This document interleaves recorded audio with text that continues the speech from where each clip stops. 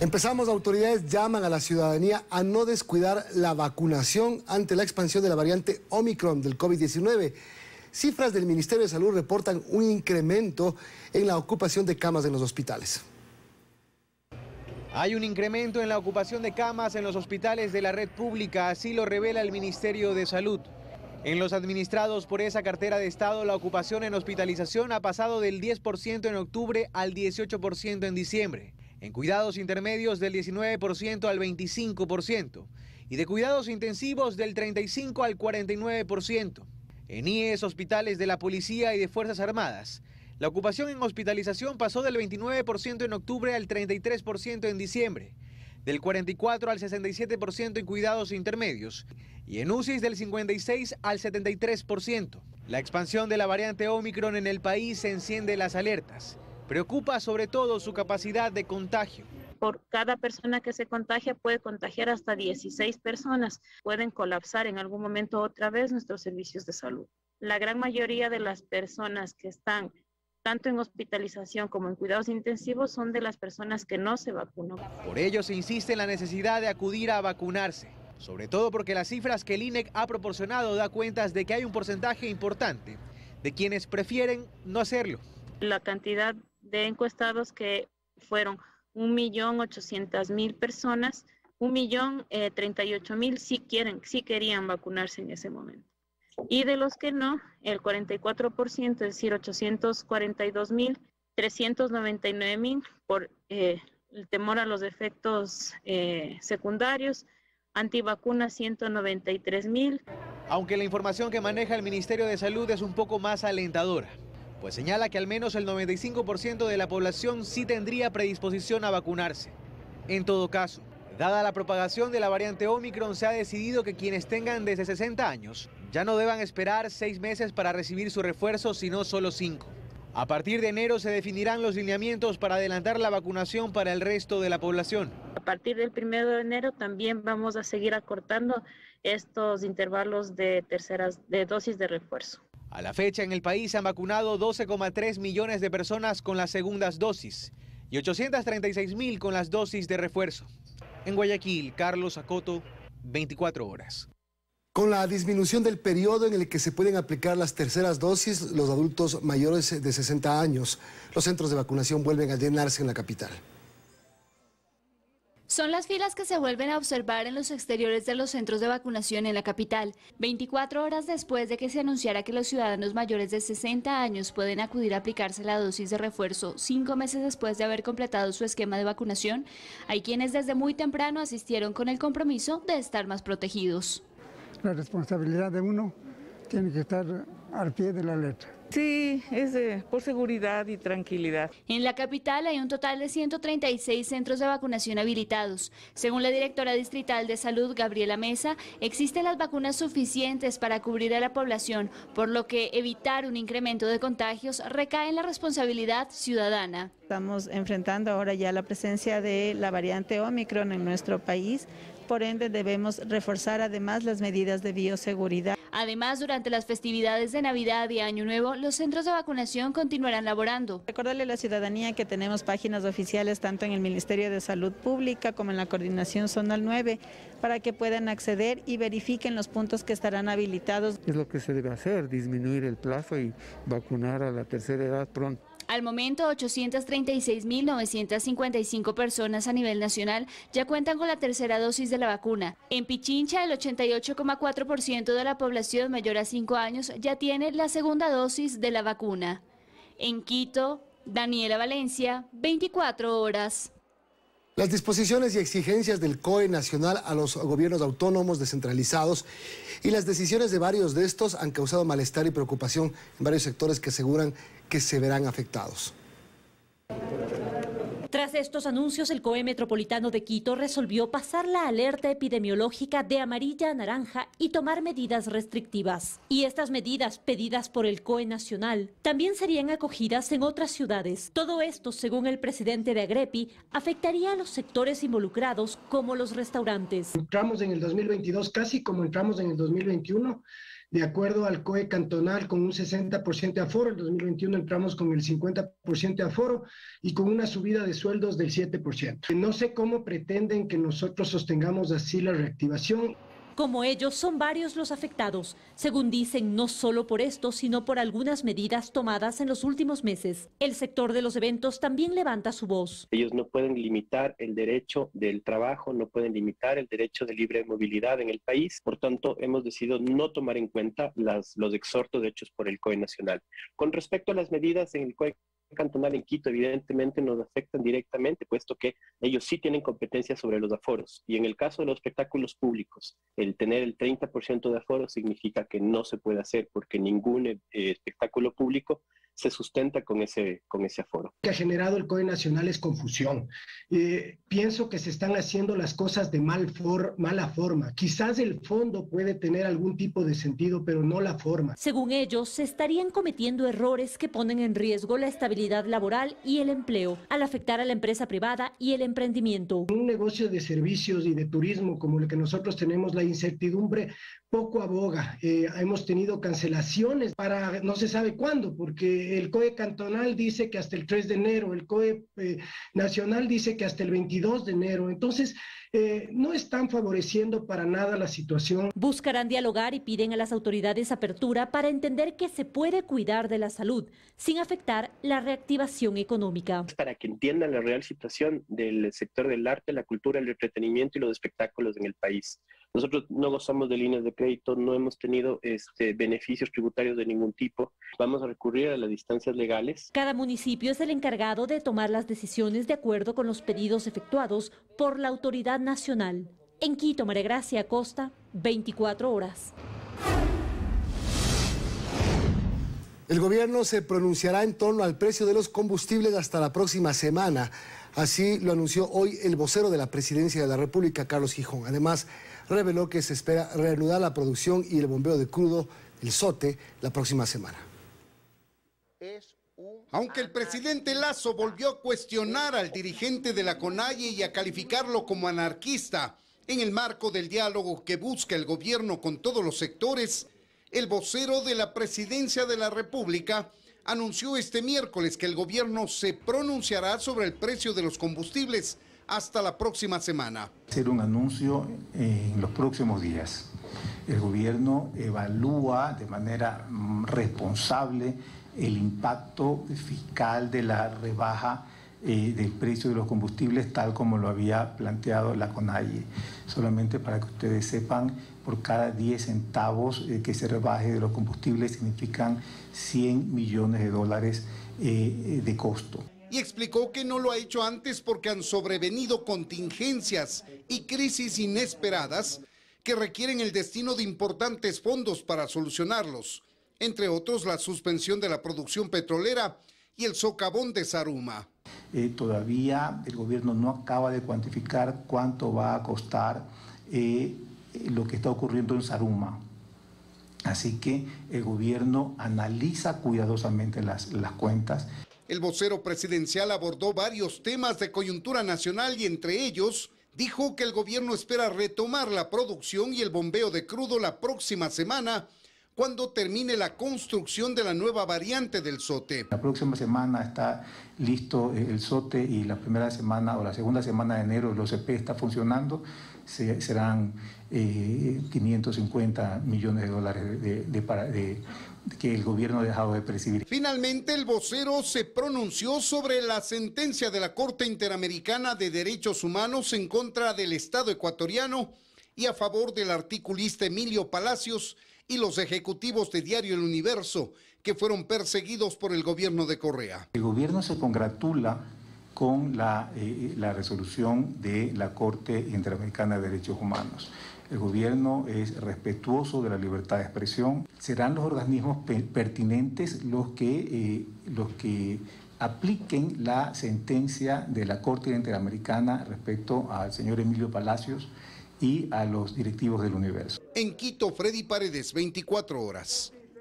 A propósito de lo que dijo el vocero, esta es la noticia. La Corte Interamericana de los Derechos Humanos falló a favor de Diario El Universo. La sentencia concluyó que la condena por injurias calumniosas contra Emilio Palacio y los hermanos Pérez fue una violación de sus derechos. La notificación de la resolución llegó el pasado martes a los involucrados. La Corte Interamericana de Derechos Humanos declaró la responsabilidad internacional del Estado ecuatoriano por las violaciones a diversos derechos del periodista Emilio Palacio Urrutia y de los directivos de Diario El Universo, Nicolás Pérez Lapenti, César Enrique Pérez Barriga y Carlos Eduardo Pérez Barriga. La Corte concluyó que el artículo No a las mentiras, publicado por Emilio Palacio sobre los hechos ocurridos el 30 de septiembre de 2010, constituyó un artículo de opinión que se refirió a un asunto de interés público, por lo que gozaba de una protección especial en atención a su importancia en el debate democrático. Por ello, agregó que la sanción condenatoria impuesta por el delito de injurias calumniosas graves contra la autoridad y la sanción civil impuesta con motivo de dicha condena constituyeron una violación a la libertad de expresión de las víctimas del caso. Palacio se pronuncia tras la notificación de la resolución. Yo les recomiendo a todos los colegas que lean la sentencia y la guarden en el bolsillo, porque les va a servir de protección cuando viertan opiniones que incluso agredan a funcionarios públicos. El tribunal encontró además que el entonces editorialista de Diario El Universo tuvo que abandonar el país y renunciar a su trabajo, lo cual constituyó una violación a su derecho a la circulación y residencia y a su estabilidad laboral. Ante esto, la Corte dispuso una serie de medidas de reparación integral a favor de los involucrados, entre ellas, adoptar todas las medidas necesarias para dejar sin efecto en todos sus extremos la sentencia del 20 de julio de 2011, confirmada el 22 de septiembre de 2011, incluyendo en su caso los alcances que éstas tengan a saber. Que es una lección histórica para el Ecuador. En un país democrático, en un Estado de Derecho, se debe siempre respetar la libertad de opinión, la libertad de expresión. Así lo considera esta sentencia a nivel internacional. Y algo más, que el sistema de justicia, cuando llegare a haber una vulneración a estos derechos, tiene que proteger, tiene que tutelar los derechos de los ciudadanos. La Corte establece también el pago de indemnizaciones por los conceptos relativos al daño material e inmaterial. Esa reparación no la tiene que pagar el Estado ecuatoriano. El Estado ecuatoriano es un intermediario. El que tiene que pagar en última instancia la factura que ha pasado de la Corte son los responsables de todo lo que ocurrió. Los que me demandaron, los jueces que dictaron sentencia. A través de un comunicado, la Secretaría General de Comunicación lamentó el perjuicio ocasionado por el Estado ecuatoriano a las víctimas del caso, a quienes se les irrespetó sus derechos en una época en la que la persecución imperaba. Joana Ramos, 24 horas. El anuncio de disminuir gradualmente el impuesto a la salida de divisas fue tomado de manera positiva por el sector empresarial y exportador. Asimismo, lo consideran importante para la llegada de inversiones, pues es el único país que tiene este tipo de carga. 14 años hubo que esperar para que inicie el desmonte progresivo del impuesto a la salida de divisas. Así lo explica la abogada experta en derecho tributario, Andrea Moya. No es un impuesto técnico que afecta a todas las personas. ¿Por qué? Porque encarece todos los productos y servicios. El ISD grava los pagos al exterior. Y al ser Ecuador un país que necesita realizar tanto importaciones de bienes como de materias primas y de servicios, todo lo que compramos, todo lo que adquirimos, la ciudadanía, se ve afectada por el pago de ISD. Con lo cual, este anuncio de ir reduciendo el impuesto es positivo. El presidente de FEDEXPOR y del Comité Empresarial Ecuatoriano reconoce que se requiere de mucha decisión política para tomar este giro que representa más de 1.200 millones al año. Valoramos también esa decisión presidencial de reducir este impuesto, que a la final se ha vuelto un impuesto extremadamente importante para el componente de las finanzas públicas, es decir, representa más de 1.200 millones de dólares al año, por lo cual lógicamente es muy atractivo el no toparlo. El anuncio del presidente incluye el desmonte progresivo de 0,25 puntos cada trimestre. Esos 200 millones y un poco más que se va a ahorrar y que no va a ir al fisco, significa que uno, las empresas van a poder traer bienes de capital en materias primas más baratos, ¿no es cierto?, que nos permiten producir y exportar esos impuestos. Va a ser más competitivo el sector exportador, puesto que no va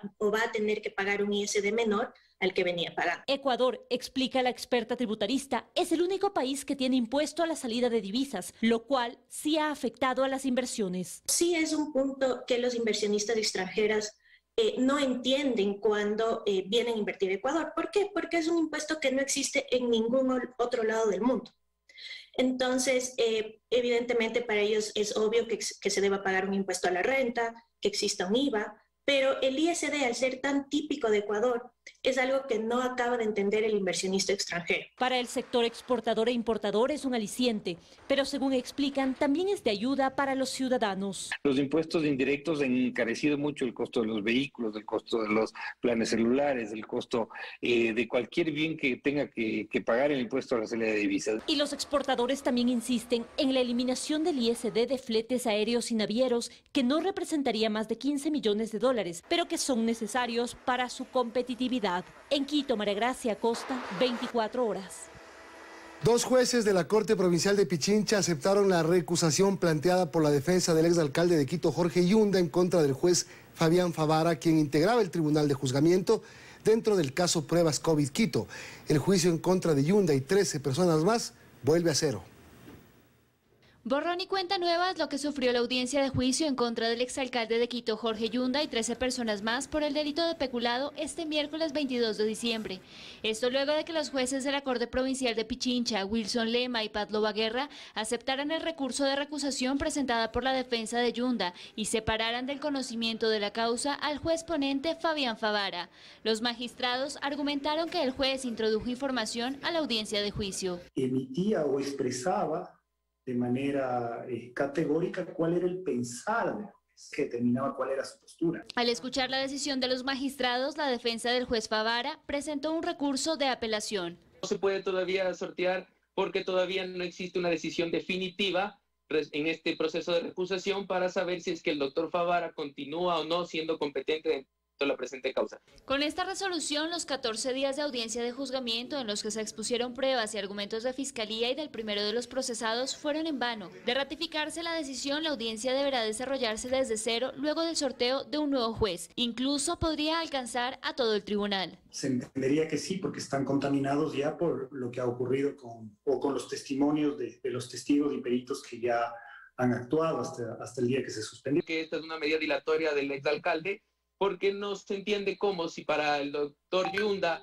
el doctor Favara no es un juzgador imparcial desde los primeros días de audiencia, esperó 3 semanas para recién presentar la demanda de recusación. Durante la audiencia de juicio que se desarrolló del 29 de septiembre al 21 de octubre, Fiscalía convocó a 25 peritos, 16 testigos y presentó aproximadamente 100 pruebas documentales. De acuerdo a su teoría, sin justificación se habría variado los requerimientos de 200.000 pruebas para la detección de COVID-19 a 100.000. Además, aunque lo solicitado eran pruebas PCR, lo realmente adquirido habrían sido pruebas RT-LAMP y Sopollo. El perjuicio ascendería a 2,2 millones de dólares. Todo esto se deberá exponer a un nuevo tribunal. En Quito, Daniela Valencia, 24 horas. La Corte Nacional de Justicia declaró como procedente el proceso de extradición que se sigue en contra de Sebastián Yunda, hijo del exalcalde de Quito, Jorge Yunda, y pidió a la Argentina que se inicie el trámite para traerlo al país y que enfrente el proceso penal que se sigue en su contra por delincuencia organizada. Desde el 11 de octubre existe una orden de prisión preventiva en su contra, dictada por el juez Máximo Ortega, luego de que incumpliera las medidas cautelares de uso de grillete electrónico y presentación periódica ante autoridad competente. El 1 de diciembre fue detenido en Argentina, sin embargo, recuperó su libertad bajo la figura de caución juratoria. Más noticias: las investigaciones para determinar las causas de la muerte de Naomi Arzentales no se detienen. Su cuerpo fue exhumado esta mañana y en Quito se realizó la segunda autopsia. Vamos a criminalística en la capital. Ahí está Alberto Luna para contarnos detalles. Hola Alberto, buenas noches. Gracias, estudios, amigos televidentes, buenas noches. Así es, estoy en la morgue de Quito, donde hace pocos minutos acaba de concluir la diligencia de autopsia al cuerpo de Naomi Arsentales, cuya muerte ha causado conmoción nacional. Lo que se nos ha informado es que los resultados de esta autopsia se darán a conocer en los próximos días. Pero en el siguiente reportaje les vamos a mostrar cómo se desarrolló el proceso de exhumación y también el traslado a Quito del cuerpo de Naomi Arsentales. Veamos. Las investigaciones para determinar las causas de la muerte de Naomi Arsentales no se detienen. Esta mañana su cuerpo fue exhumado y trasladado a Quito, luego del pedido de su familia para que al cadáver se le haga una segunda autopsia. El procedimiento se dio en el cementerio del Cantón Pedernales, en la provincia de Manabí, en medio de resguardo policial. Yo voy a ir hasta los últimos momentos de mi vida, al lado de mi hija, hasta saber la verdad. Estaré ahí, no me moveré en ningún segundo, en ningún momento. Voy a quedar. Sobre la posible profanación de la tumba de Naomi, las autoridades afirmaron que durante la noche de ayer aumentó la seguridad en el lugar. Optamos por ponerle un guardia durante la noche para dar seguridad a esto. De allí no puedo confirmarle lo que se rumoró en las redes sociales. Recordemos que la Fiscalía difirió la versión de la expareja de Naomi Arsentales y dispuso que se la realice vía Zoom, lo cual fue rechazado por la familia de la joven. María de los Ángeles Randón, 24 horas. En estos momentos el cuerpo de Naomi Arsentales es trasladado a su natal Manabí, donde será enterrada nuevamente en el cementerio de Pedernales. Es la información que les tenemos a esta hora. Doy paso nuevamente a estudios. Muy buenas noches. Buenas noches, Alberto. Gracias por la información desde Criminalística en Quito. A propósito de temas judiciales, el Pleno de la Corte Nacional de Justicia unifica criterios sobre la prisión preventiva con el objetivo de que fiscales y jueces eviten abusar de esta medida. El presidente de la Corte, Iván Saquicela, dice que esta decisión busca contribuir con la reducción del hacinamiento en las cárceles. A la fecha, un poco más de 36.000 personas están presas en Ecuador en un sistema con capacidad para rehabilitar a 30.000 personas. Hay 21% de hacinamiento. Tema agravado porque 14.000 de ellos no tienen sentencia. Muchos están detenidos solo de forma preventiva. Para evitar que se abuse de esta medida, la Corte Nacional de Justicia ha unificado varios criterios. Por ejemplo, que la prisión preventiva es una medida cautelar personal excepcional, que solo se debe aplicar cuando ninguna otra medida cautelar sea útil o eficaz. Tema que ya se detalla en el Código Orgánico Integral Penal, pero que en ocasiones no se considera, dice el titular de este organismo, Iván Saquicela. Y que la prisión preventiva no puede ser anticipada. Eso lo entiende la jurisprudencia internacional, la Corte Interamericana de Derechos Humanos. La Corte Nacional además ha resuelto que la sola existencia de indicios de responsabilidad no constituye razón suficiente para ordenar la prisión preventiva. No se trata de abrir la puerta a la impunidad, dice Saquicela. Insiste en que habría que revisar caso por caso. No podemos equivocarnos, no se trata de que exista impunidad. Siempre en un proceso penal hay una víctima que reclama justicia y de otra parte un procesado que reclama, que merece un proceso debido. Esta resolución resulta importantísima, por ello digo, debe ser revisado por los jueces, por los fiscales y todos los abogados del Ecuador. Se plantean además dos requisitos fundamentales: que el delito investigado sea penado con más de 1 año de cárcel y que sea probable que la persona procesada sea autor o cómplice del hecho imputado. En materia penal, Saquicela ha propuesto la creación de tribunales penales fijos para evitar inconvenientes con la agenda de los jueces que se sorteen para la conformación de estas instancias. Nos complace, y lo digo como presidente de la Corte Nacional, como representante de la función judicial del Ecuador, que el Consejo de la Judicatura haya acogido esta propuesta. La justicia tiene que ser oportuna, tiene que haber celeridad, no se diga en materia penal. Esto se implementará primero en Pichincha y paulatinamente en otras provincias. En Guayaquil, Carlos Acoto, 24 horas. El exministro de Energía, Carlos Pareja Llanuselli, llegó esta noche a la cárcel 4 de Quito. El traslado del exfuncionario del gobierno de Rafael Correa, quien acumula penas por cohecho, asociación ilícita, peculado y enriquecimiento ilícito, se produjo desde el Centro de Rehabilitación Social de Ambato. Carlos Pareja Llanuselli, quien además fue presidente de Petroecuador, tiene penas acumuladas por 37 años. En la provincia de Bolívar, 9 familias evacuadas esperan la ayuda de autoridades. Esto luego de que gran parte del barrio donde habitaban se destruyera a causa de un deslizamiento de tierra y las fuertes lluvias. Es en Tambán, ubicado en el cantón Chimbo, provincia de Bolívar, donde un deslizamiento provocó la destrucción de 5 viviendas, una iglesia y la cancha de uso múltiple. Los afectados recuerdan los momentos dramáticos. Pedíamos a Dios es que se asiente. Y primero comenzó un sonido, como decir un trueno, fue como decir un terremoto, 1, 2 y se fue. 3 familias evacuadas hasta una unidad educativa y otras 2 fueron trasladadas hasta familias acogientes. Estas 2 casas, los isas ya se han ido, pero aquí Mamá Bacha dice que no quiere irse todavía. Estamos donde otros amigos, familiares que nos dieron cabida para estar unos momentos o el día o hasta la noche. 150 metros de una vía quedó afectada, algo que les preocupa. Si el deslizamiento continúa, porque el riesgo aún es latente. ¿Cuál es el problema? ¿Por dónde nos vamos? ¿Por dónde nos vamos? El problema es cuándo, y a la parte que transeúnte a nosotros. Y los que ven aquí. La vía principal en general que une de todas partes, tanto de sierra como de costa, no lo hay ahorita.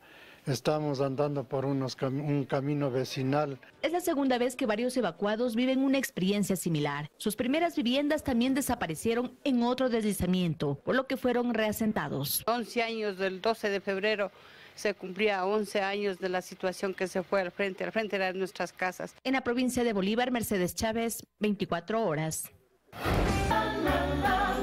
Más noticias, la división del bloque Pachacuti exigirá mayor diálogo en la Asamblea para el cumplimiento de la agenda legislativa y para los proyectos del Ejecutivo que enviará en el 2022. Fue la votación del juicio político contra Freddy Carrión el detonante para que los 9 asambleístas de Pachacutic decidieran declararse en rebeldía. Esto se traduce en menos votos dentro del acuerdo legislativo del que son parte Pachacutic, Izquierda Democrática, Creo e Independientes. Es decir, hoy entre los que quedan suman 57 votos, aunque para el bloque de gobierno esto no es nuevo. Hace 1 mes y medio que identificaron esta situación en Pachacutic y por eso ya han realizado otros acercamientos. En algunos casos con el Partido Social Cristiano, con quienes hemos hecho mayoría para varios puntos, como en otros casos con la bancada de UNES. Esta situación interna de Pachacutic, dice Rafael Lucero, jefe del bloque, no debe afectar a la relación principalmente con la Izquierda Democrática, con quienes tienen una agenda parlamentaria. La Izquierda Democrática no sucede nada, al contrario, seguiremos hablando, seguimos dialogando, eso pasa por voluntad política de las dirigencias políticas de Pachacutic y de Izquierda Democrática. Vilma Andrade de la Izquierda Democrática cree que las leyes que se propusieron en esa agenda sí tendrán los votos. La agenda legislativa en general no tiene esos temas profundos que necesita el país y esos serán aprobados. El tema siempre va a ser cuando vengan las propuestas desde el Ejecutivo. Yo siento que hay una falta de conexión y de diálogo. Y no tengamos que llegar a situaciones como la que ocurrió, donde al final fue por el Ministerio de la Ley que la ley fue aprobada y no por el Pleno de la Asamblea Nacional. Así que estableceremos todos los diálogos posibles. Sin embargo, los rebeldes de Pachacutic ya ponen líneas rojas a esos proyectos que aún no llegan al legislativo. Vamos a apoyar una ley laboral que restrinja derechos de los trabajadores y solo va por el camino que ellos pretenden ir. Entonces nos van a encontrar del otro lado en la oposición. Mientras tanto, el 8 de enero se prevé una reunión de todo el bloque del movimiento indígena para ver si se encuentra una solución a este quiebre que pondrá a la Asamblea a depender otra vez de las mayorías móviles. En Quito, Andrea Samaniego, 24 horas.